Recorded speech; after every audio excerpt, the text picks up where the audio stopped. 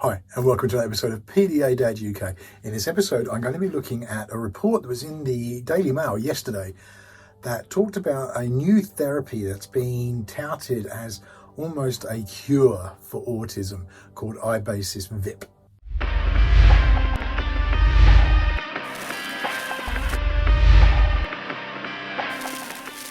So hi, welcome back, and before we go any further, please, I know it's the standard YouTube thing to do, please do go like this, do subscribe and hit the bell.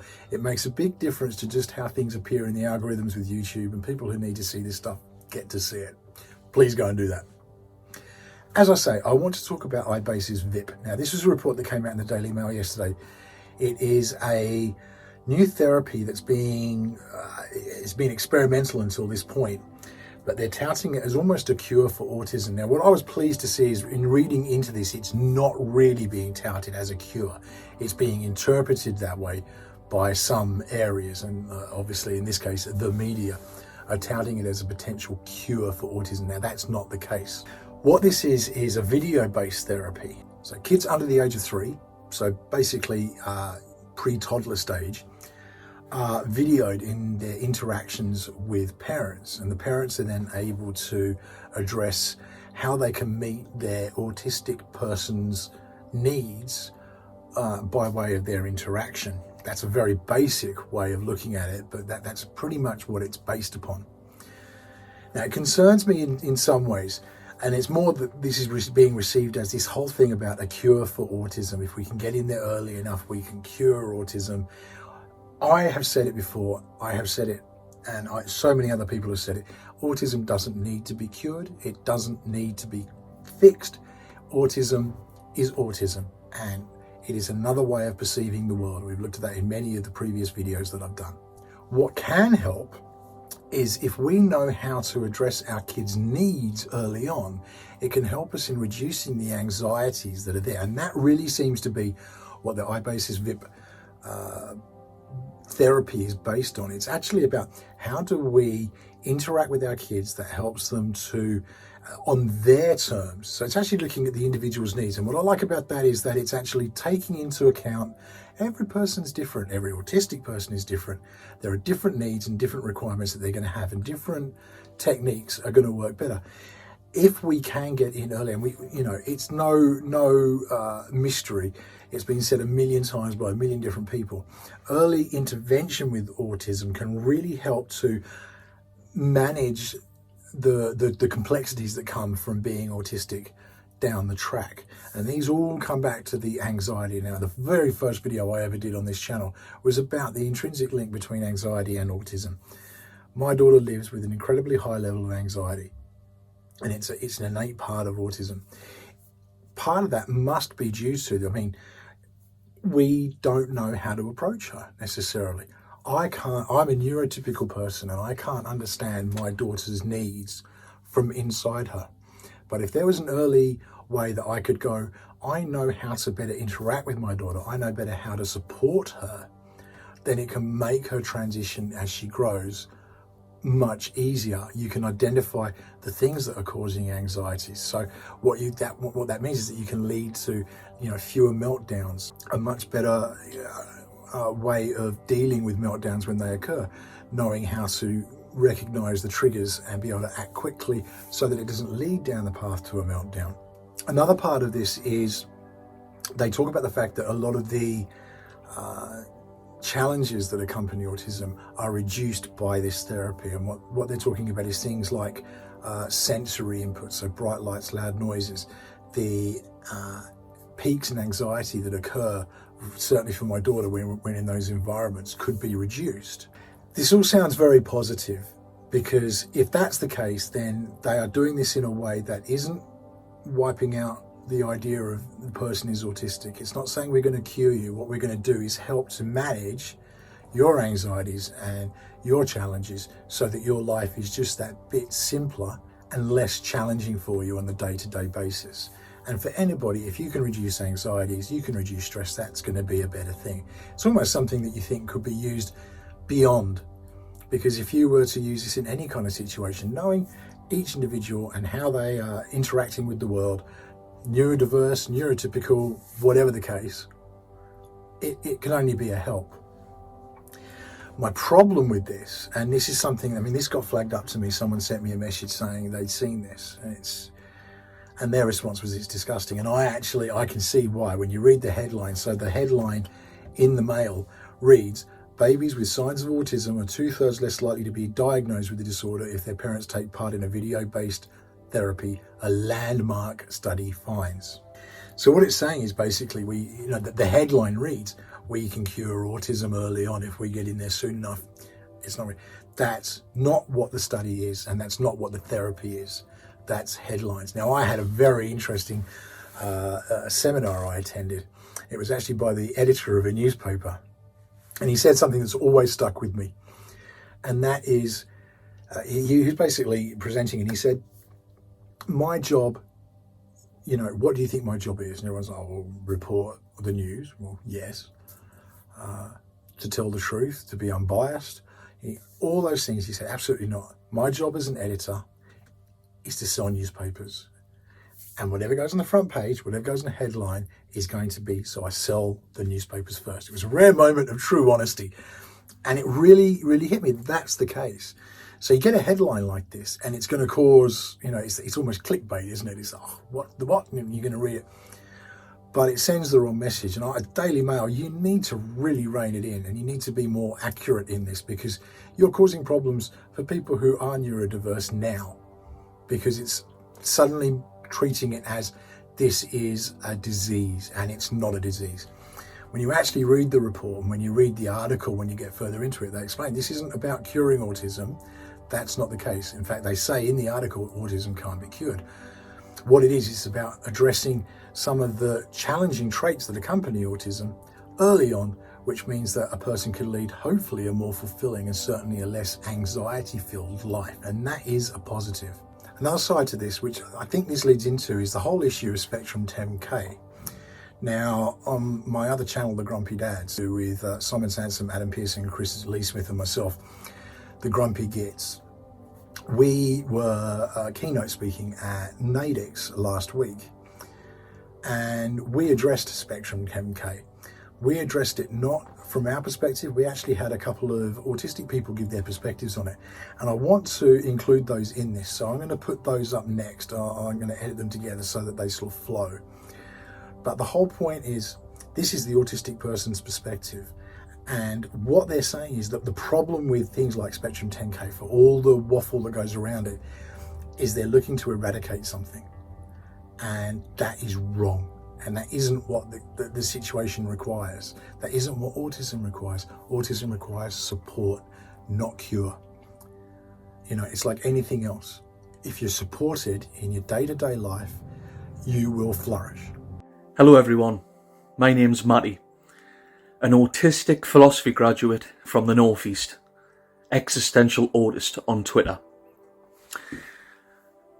Today I'm going to speak to you about the very real, valid and dangerous concerns regarding Spectrum 10K, the philosophy of ignorance and misunderstanding that has been done to autistic people, and what has led to such misunderstanding, mispractice, and a threat to the very existence of autistic people, real living human beings. This is a crisis to human life. Hi, my name's Sarah Boone and I'm an autism activist. I'm speaking to you today because people like me may be prevented from existing in the future. This may seem extreme, but this is what Simon Baron-Cohen is currently doing at Cambridge University for his Spectrum 10K project. People's lives, including mine, that have been throughout history misunderstood and violated by scientists who are obsessed with further perpetuating the myth that autistics are less than, in some way, illegitimate, unhuman. This study and notion of subtypes of human beings, the difficulty and deficit model leads to ill practice in services across the country and world. They are claiming this is not eugenics and that it's to improve our well-being. I disagree. I can't see why they would look for genetic factors that contribute to autism unless they were looking for a treatment, a cure, or prenatal screening. You may think that something on the surface of it as Spectrum 10K asking autistic people and their families to send DNA in the post to improve well-being is from a place of goodness. But what it does is continue the myth that we need to be changed, treated and seen as less than. To be autistic is part of the very fundamental nature of human being, not just autistic being.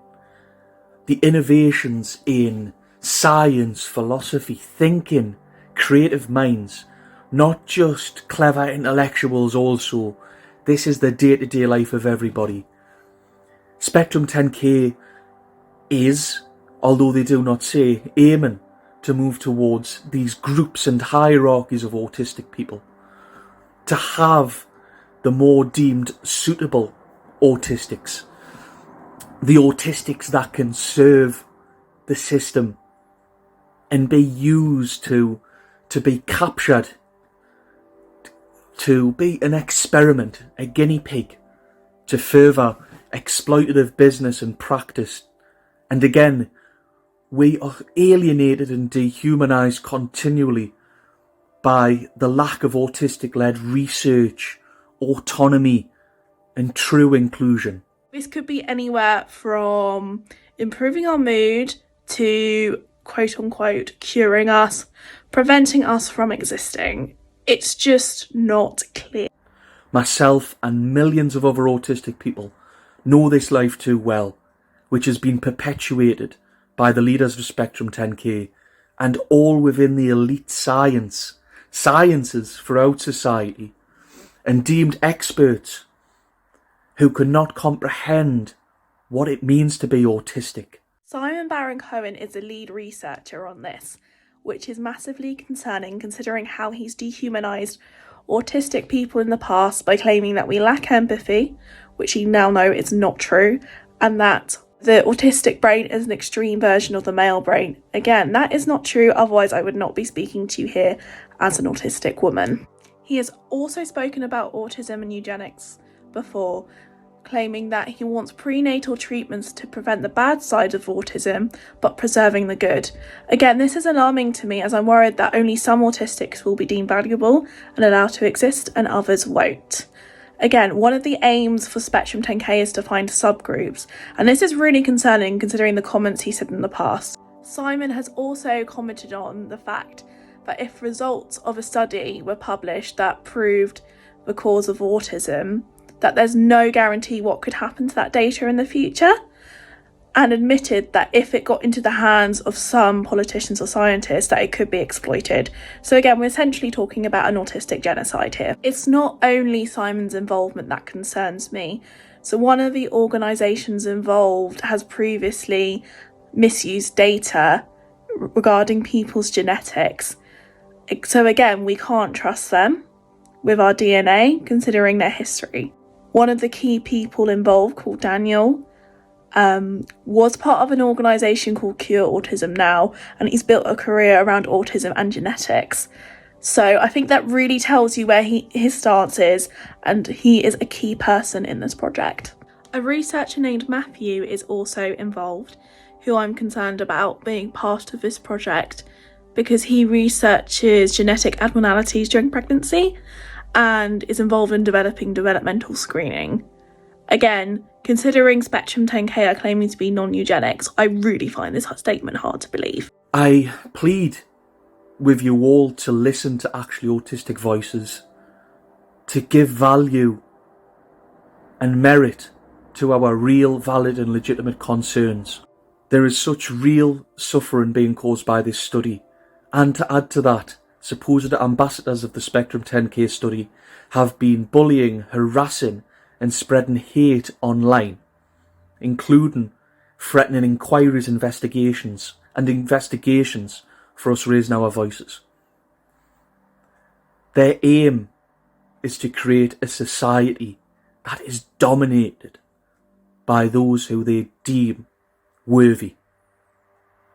who believe that they hold the key to all emancipation and happiness. I, and the majority of actually autistic people, want real change now. We want to be given the autonomy and space to be seen, heard, and to live our lives freely. Please help us boycott Spectrum 10K. Please listen to us, and thank you for showing your care, concern, and being allies. Solidarity strengthens serenity. Matty. General public have been sold the narrative that autism is an absolute tragedy that needs to be prevented. Again, I don't believe this to be the case. I believe that the big issue of autism is how it's not accepted in society and stigmatised. Again, I find that from my lived experience and a survey of 11,000 autistics asked if people wanted to be cured of autism. Only 13% selected agree or strongly agree. Everyone else said they're not sure or absolutely not. They did not want to be cured. Again, I'm also concerned about the autistic involvement in this study. There are a few autistic ambassadors, but many autistics have now come out and said they turned it down when Spectrum 10K approached them. Again, we don't know actually how many autistic people didn't want to get involved, but I've seen way more people that have said no to them than there are autistic ambassadors. So although there's autistic involvement from a few individuals, I'm worried that this is tokenism and that autistic involvement has not been part of the project through its entirety. Unless loads of autistics went to Spectrum 10K and the researchers involved demanding this study, I'm struggling to see why they thought it was a good idea. Please don't just take my word for it. So many autistics have spoken out against it from all different backgrounds and all over the world, despite this study only initially being in the UK. To follow what's going on, I'd recommend following the hashtag StopSpectrum10K on social media to get a diverse range of our opinions. What is it about my existence, of my brain, that is so awful you feel the need to put so much into trying preventing people like me existing in the future? So that's the perspective from actually autistic people on Spectrum 10K. I don't think these are in the same league with the iBASIC-VIPP stuff. Spectrum 10K is much more insidious, and you can see that from what they said. And what I don't want to do is talk over autistic people or talk for autistic people in this. They've said it, and everything needs to be said is contained in those two videos that have been recorded and address these things. It's so important that we listen to the autistic community when it comes to addressing autism. My daughter is autistic, and I want her to live in a world that embraces her autism and celebrates who she is. That is what Spectrum 10K is not, and it's a very worrying thing. I will leave it with that said. With the iBASIC-VIPP side of things, I think this could be a really positive thing, but I would love to hear from you guys. I especially want to hear from you autistic people who are listening. Please message me, please leave a comment on this and let me know what your thoughts are, what your feelings on the iBASIC-VIPP therapy is, and you know, concerns, positives, whatever you want. Please put it in and please let me know, and I'd love to maybe collate some of this information and put it into a separate video that really explains it, because again, I don't want to talk over autistic people. You've got a voice of your own and I don't need to be doing that. Please do like this, please subscribe, and please do ring the bell so that you know when new content's going up. In the meantime, stay safe, stay strong, and I will see you again on the next episode.